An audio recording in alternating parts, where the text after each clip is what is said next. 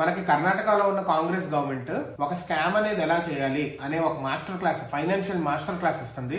ఎంత దరిద్రానికి, ఎంత నీచానికి ఒడిగట్టారో చూడండి. డబ్బులు ఎలా వేస్ట్ చేయాలి, ప్రజల డబ్బు ప్రజలకు కనిపెట్టకుండా వీళ్ళు ఎలా లంచం కింద తీసుకోవాలి. బేసికలీ స్కామ్ అనమాట ఇది. లెటస్ కర్ణాటకలో కాంగ్రెస్ లీడ్ చేస్తున్న government November 13th 46 mechanical sweeping machines ని అద్దెకి తీసుకుంటానికి ఒక అప్రూవల్ ఇచ్చింది 7 ఏళ్ల వరకు at an amount of 613.25 crores, 613 కోట్లు. అయితే నంబర్స్ లో చూద్దాం. వీళ్ళు కర్ణాటకలో వీళ్ళు మొత్తం క్యాలిక్యులేట్ చేస్తారు అనమాట. 46 స్వీపింగ్ మెషిన్స్, మనకి రోడ్ల మీద కింద ఇలా తిరుగుతా రోడ్డు క్లీన్ చేస్తూ ఉంటది ఆ మెషిన్స్ మొత్తం 46 అద్దెకి తీసుకుంటున్నారు.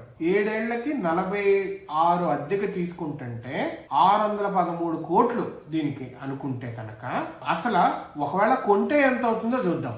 ఒక్కొక్క మెషిన్ 50 నుంచి 80 లక్షలు ఉంది. మొత్తము 46 కొంటే 37 నుంచి 38 కోట్లు అవుతుంది కొంటే. ఒకవేళ 38 కోట్లు.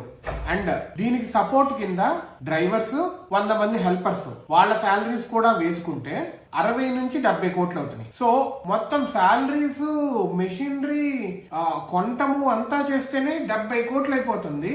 మరి మిగతా 500 కోట్లు ఏమవుతున్నట్టు?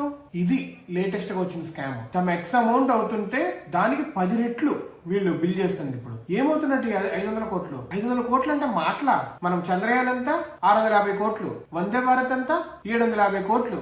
అట్లాంటి పెద్ద పెద్ద ప్రాజెక్ట్స్ తీసుకురావచ్చు. వీళ్ళు స్వీపింగ్ మిషనరీ కొనటానికి అని చెప్పి అద్దెకి తీసుకొని ఎవరిని బాగు చేస్తున్నాడు? కాంట్రాక్షన్ బాగు చేసుకుంటున్నారు, వీళ్ళని బాగు చేసుకుంటున్నారు. ఎవరికి వాడు తింటున్నాడు. కోటి అంటే చిల్లర పెంకులు అయిపోయినాయి ఈ గవర్నమెంట్ లాండరింగ్ లో.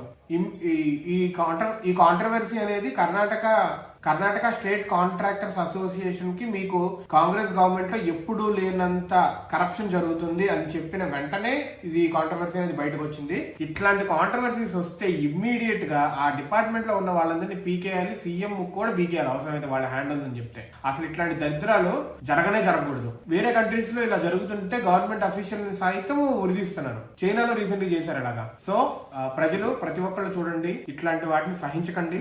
Every one should question.